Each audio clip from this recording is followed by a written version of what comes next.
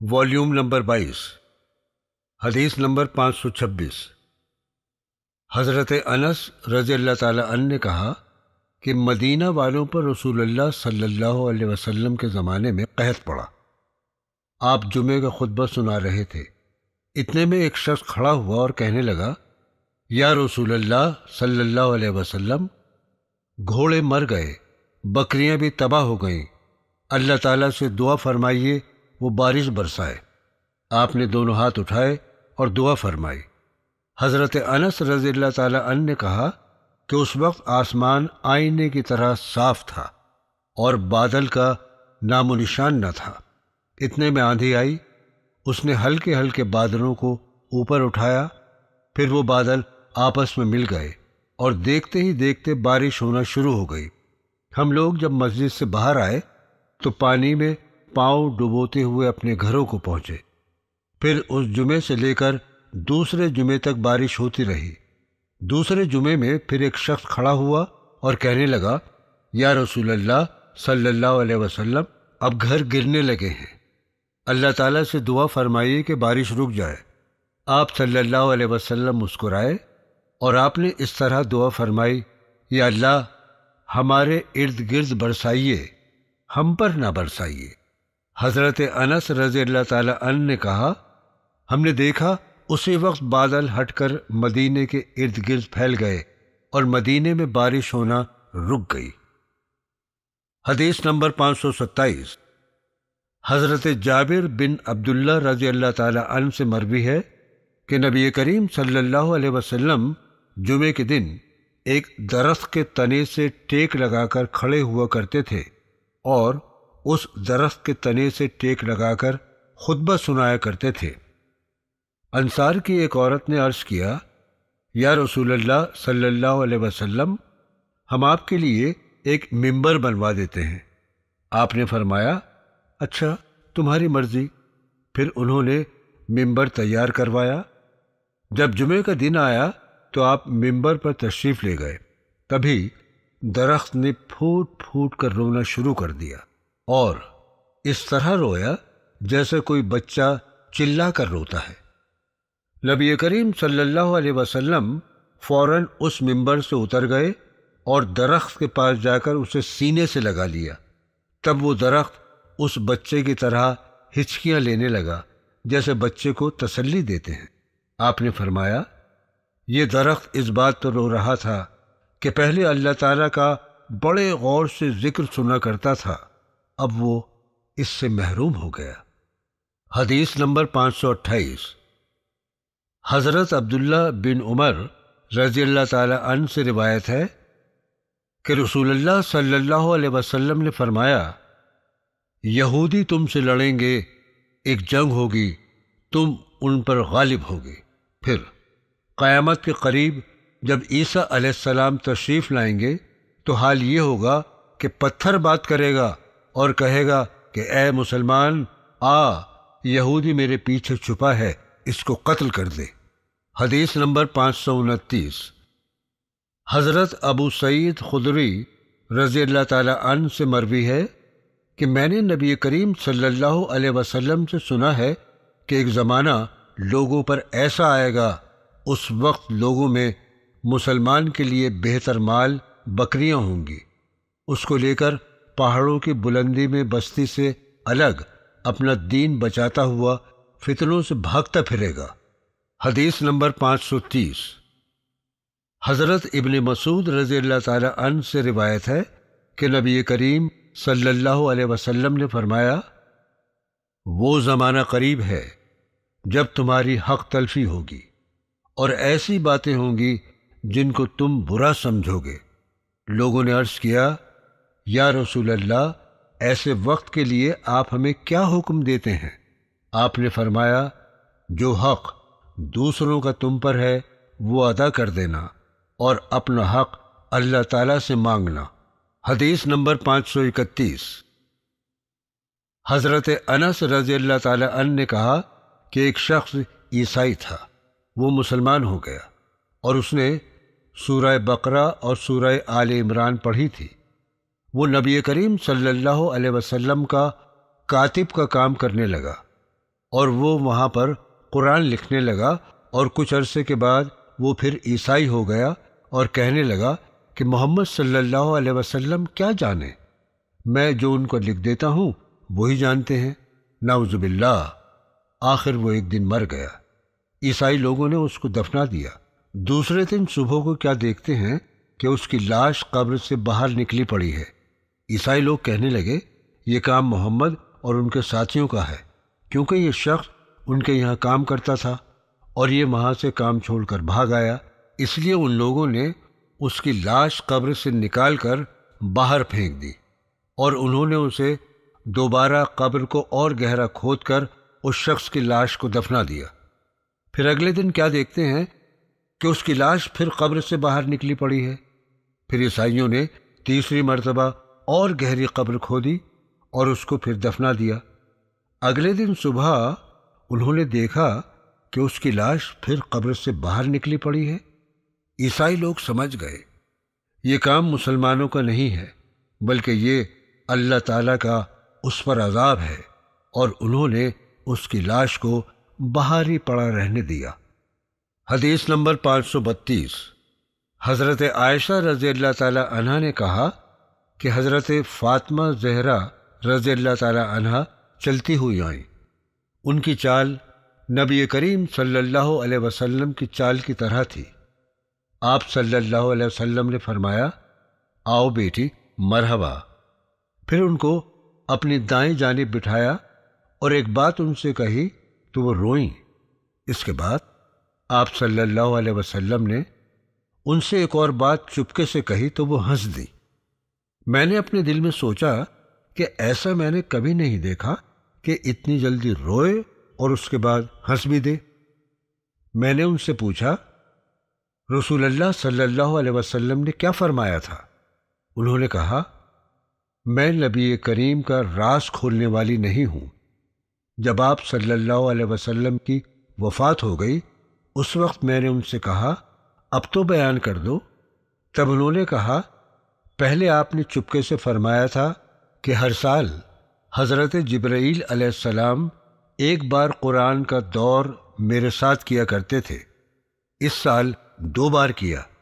میں سمجھتا ہوں میری موت قریب آ چکی ہے اور تم مجھ سے میرے سب گھر والوں سے پہلے ملو گی۔ یہ سن کر میں رو دی۔ پھر آپ نے چپکے سے یہ فرمایا، کیا تم اس سے خوش نہیں ہو؟ ساری جنت کی عورتوں کے سردار بنو۔ یہ سن کر میں ہنس دی تھی۔ حدیث نمبر 533۔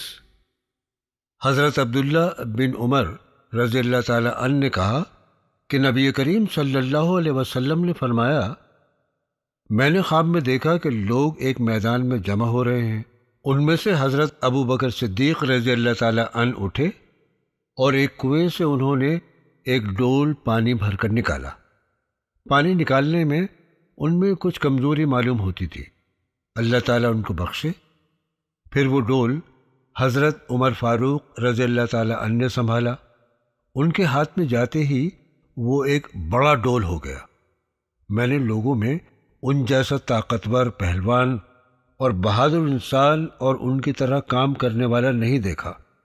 انہوں نے اتنے ڈول کھینچے کہ لوگ اپنے اونٹوں کو پانی پلا پلا کر اپنے ٹھکانے پر لے گئے۔ اس حدیث سے یہ پتہ چلتا ہے کہ تعبیر خلافت ہے۔ حدیث نمبر 534۔ حضرت عبداللہ بن عمر رضی اللہ تعالی عنہ نے خبر دی کہ کچھ یہودی رسول اللہ صلی اللہ علیہ وسلم کے پاس آئے۔ انہوں نے یہ بیان کیا کہ ان میں سے ایک مرد اور ایک عورت نے زنا کیا ہے، آپ کیا حکم دیتے ہیں؟ نبی کریم صلی اللہ علیہ وسلم نے ان سے پوچھا، تورات میں سنگسار کرنے کے بارے میں تم کیا پاتے ہو؟ انہوں نے کہا، ہم تو زانی اور زانیہ کو ذلیل و رسوا کرتے ہیں اور ان کو کوڑے لگاتے ہیں۔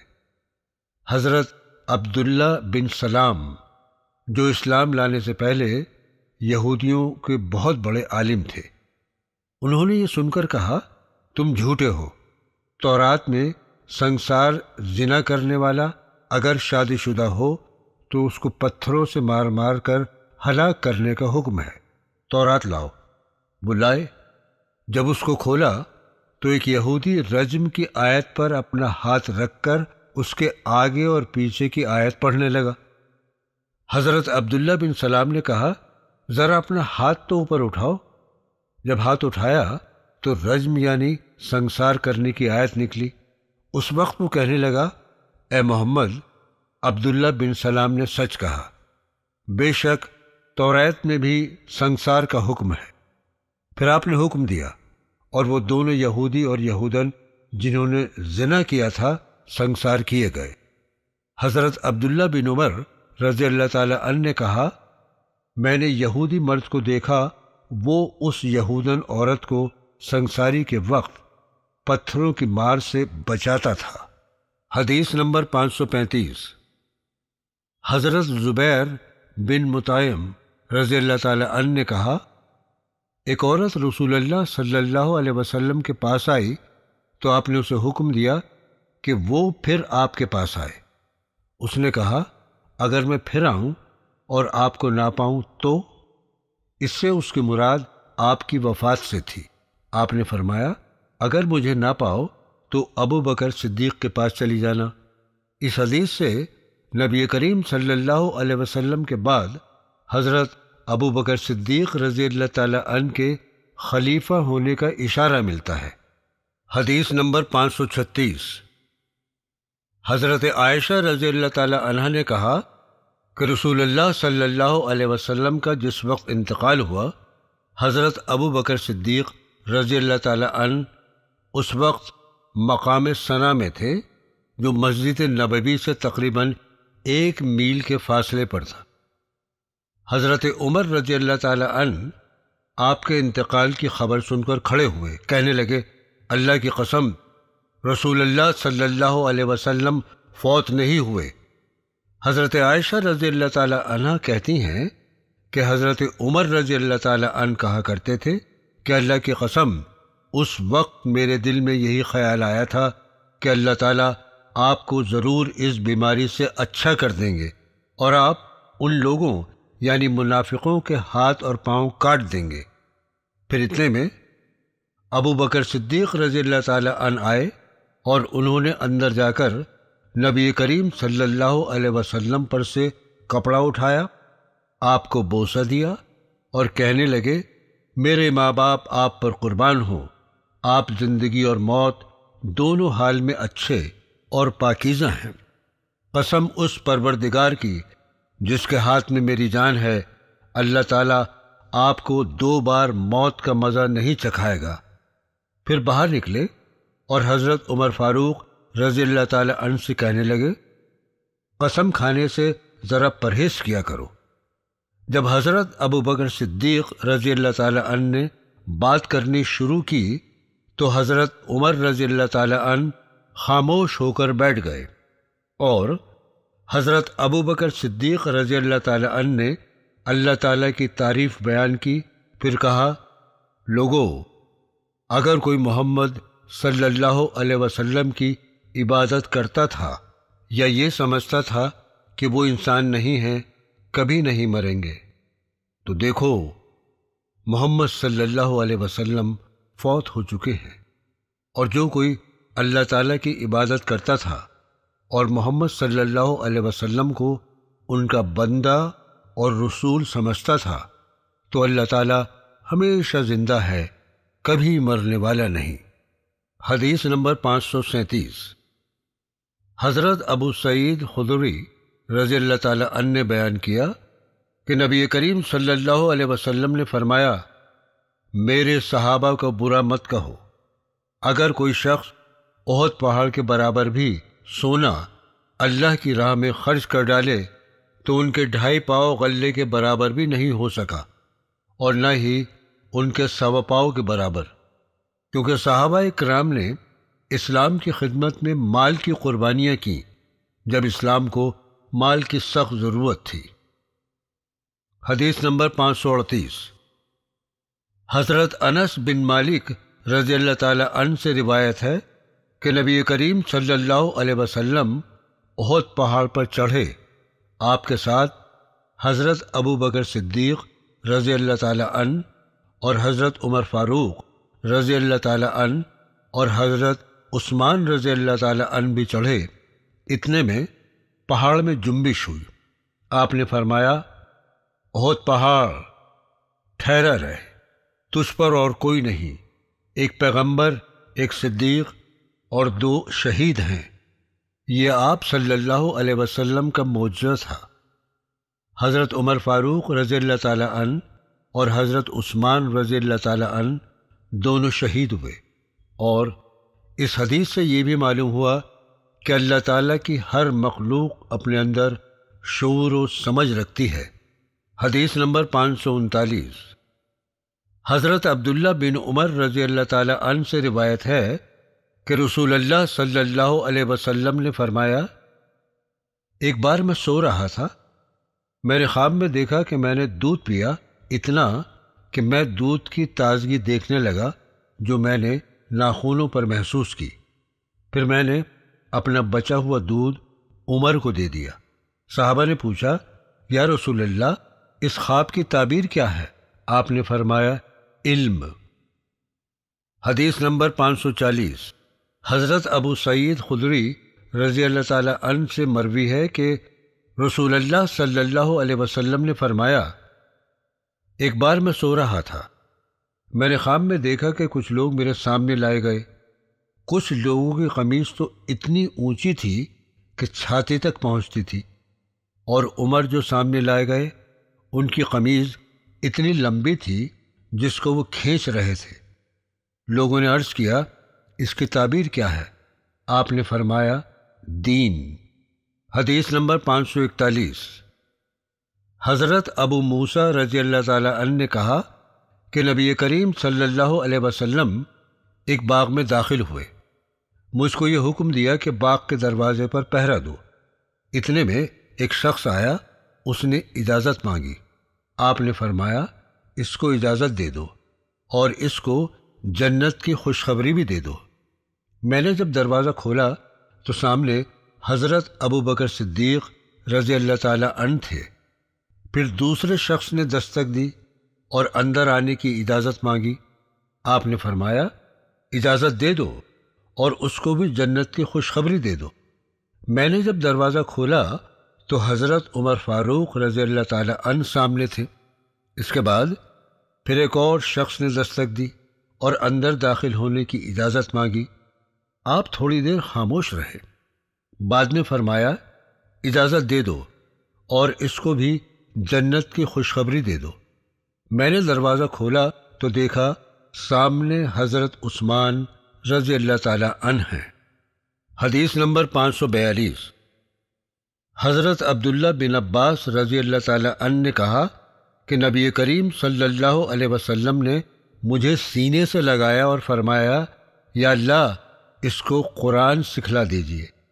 نبی کریم صلی اللہ علیہ وسلم کی اس دعا کی برکت سے حضرت عبداللہ بن عباس رضی اللہ تعالیٰ عنہ قرآنی علوم کے ماہر بنے۔ حدیث نمبر 543۔ حضرت انس بن مالک رضی اللہ تعالیٰ عنہ سے روایت ہے کہ حضرت عبداللہ بن عوف رضی اللہ تعالیٰ عنہ ہم لوگوں کے پاس آئے، جن کو نبی کریم صلی اللہ علیہ وسلم نے سعد بن ربیعہ رضی اللہ تعالیٰ عنہ کا بھائی بنا دیا تھا، جو بہت مالدار تھے۔ وہ حضرت عبد الرحمن رضی اللہ تعالیٰ عنہ سے کہنے لگے، سب انصار جانتے ہیں کہ میں بہت مالدار ہوں، تم ایسا کرو، سارے مال کے 2 حصے کر کے آدھا آدھا بانٹ لو، اور میری 2 بیویاں ہیں، تم دیکھو جو پسند کرو، میں ایک کو طلاق دے دیتا ہوں، جب اس کی عدت گزر جائے تب تم اس سے نکاح کر لینا۔ حضرت عبد الرحمن نے کہا، اللہ تعالیٰ تمہاری بیویوں اور مال و دولت میں برکت دے۔ حدیث نمبر 544۔ حضرت ابو ہریرہ رضی اللہ تعالیٰ عنہ نے کہا، اے اللہ کے رسول، کھجور کے باغ ہمارے اور مہاجرین کے درمیان تقسیم فرما دیں۔ آپ نے فرمایا، میں ایسا نہیں کروں گا۔ اس پر انصار نے مہاجرین سے کہا، پھر آپ ایسا کر لیں کہ کام ہماری طرف سے آپ انجام دیا کریں اور کھجوروں میں آپ ہمارے ساتھی ہو جائیں۔ مہاجرین نے کہا، ہم نے آپ لوگوں کی یہ بات سنی، ہم ایسا ہی کریں گے انشاءاللہ تعالی۔ حدیث نمبر 545 حضرت زید بن اکرم رضی اللہ تعالی عنہ سے روایت ہے کہ حضرات انصار رضی اللہ تعالی عنہم نے کہا، یا رسول اللہ صلی اللہ علیہ وسلم، ہر پیغمبر کے تابع دار لوگ ہوتے ہیں اور ہم آپ کے تابع دار ہیں۔ اب جو لوگ ہمارے ساتھی اور ہماری پیروی کرنے والے ہیں ان کے لیے دعا فرمائیے کہ اللہ تعالیٰ ان کو بھی ہم میں شریک فرما دے۔ آپ نے دعا کی۔ حضرات انصار کا مطلب یہ تھا، جیسا ہمارا مقام ہے اسی طرح ہمارے غلام اور ہم سے تعلق رکھنے والے لوگوں کو بھی یہی مرتبہ حاصل ہو جائے۔ حدیث نمبر 546 حضرت براء بن عازب رضی اللہ عنہ نے کہا کہ رسول اللہ صلی اللہ علیہ وسلم نے فرمایا، انصار سے وہی محبت رکھے گا جو مومن ہوگا، اور ان سے دشمنی وہی رکھے گا جو منافق ہوگا۔ اس بنا پر جو شخص ان سے محبت رکھے گا اس سے اللہ تعالیٰ بھی محبت رکھے گا، اور جو شخص ان سے بغض رکھے گا اللہ تعالیٰ بھی اس سے نفرت کرے گا۔ حدیث نمبر 547 حضرت انس رضی اللہ تعالی عنہ سے روایت ہے کہ نبی کریم صلی اللہ علیہ وسلم نے انصار سے فرمایا، تم میرے بعد دنیاوی معاملات میں حق تلفی دیکھو تو صبر رکھنا، یہاں تک تم مجھ سے مل جاؤ، اور تمہارے ملنے کا مقام حوض کوثر ہوگا۔ حدیث نمبر 548 حضرت سہل رضی اللہ تعالی عنہ سے روایت ہے کہ نبی کریم صلی اللہ علیہ وسلم ہمارے پاس تشریف لائے۔ اس وقت ہم خندقیں کھود رہے تھے، مٹی اپنی پیٹھ پر اٹھا کر لا رہے تھے۔ آپ نے فرمایا، یا اللہ، زندگی تو اصل آخرت ہی کی زندگی ہے، تو انصار اور مہاجرین کو بخش دے۔ حدیث نمبر 549 حضرت ابو ہریرہ رضی اللہ تعالی عنہ سے مروی ہے، ایک شخص نبی کریم صلی اللہ علیہ وسلم کے پاس آیا، وہ بھوکا تھا۔ آپ نے اپنی بیویوں سے معلوم کروایا، کچھ کھانے کے لیے ہے؟ انہوں نے کہا، ہمارے پاس پانی کے سوا کچھ نہیں ہے۔ آخر آپ نے صحابہ سے فرمایا، اس کو کون اپنے ساتھ لے جائے گا؟ ایک انصاری صحابی نے عرض کیا، یا رسول اللہ، میں اس کو اپنے ساتھ لے جاتا ہوں، اور اس کو وہ اپنے گھر لے گیا اور اپنی بیوی سے کہا، یہ نبی کریم صلی اللہ علیہ وسلم کا مہمان ہے، اس کی خدمت کرو۔ اس نے کہا، ہمارے پاس تو صرف اتنا کھانا ہے جو بچوں کو کافی ہوگا، مہمان کو کہاں سے کھلائیں؟ اس نے کہا، ایسا کرو، کھانا نکال دو، چراغ جلاؤ، اور بچوں کو جب وہ کھانا مانگیں کچھ بہانہ کر کے سلا دو۔ اس نے ایسا ہی کیا، کھانا نکالا، چراغ جلایا اور بچوں کو سلا دیا، اور کھانا مہمان کے سامنے رکھ دیا۔ خود اس طرح اٹھی جیسے چراغ درست کرتی ہو، مگر چراغ بجھا دیا۔ مہمان کو یہ دکھلایا جیسے میاں بیوی دونوں کھانا کھا رہے ہیں، لیکن دراصل میاں بیوی اور بچے بھوکے رات بھر سوتے رہے۔ جب صبح ہوئی تو وہ انصاری نبی کریم صلی اللہ علیہ وسلم کے پاس آئے اور آپ نے فرمایا، اللہ تعالیٰ رات کو تم میاں بیوی کے کام سے بہت خوش ہوا۔ حدیث نمبر 550 حضرت انس رضی اللہ تعالی عنہ نے کہا کہ مکہ کے کافروں نے نبی کریم صلی اللہ علیہ وسلم سے کوئی نشانی یعنی معجزہ مانگا تو آپ نے ان کو چاند کے 2 ٹکڑے ہونا دکھایا۔ اللہ تعالیٰ کے حکم سے یہاں تک کہ انہوں نے ہرا پہاڑ کو ان دونوں ٹکڑوں کے بیچ میں دیکھا۔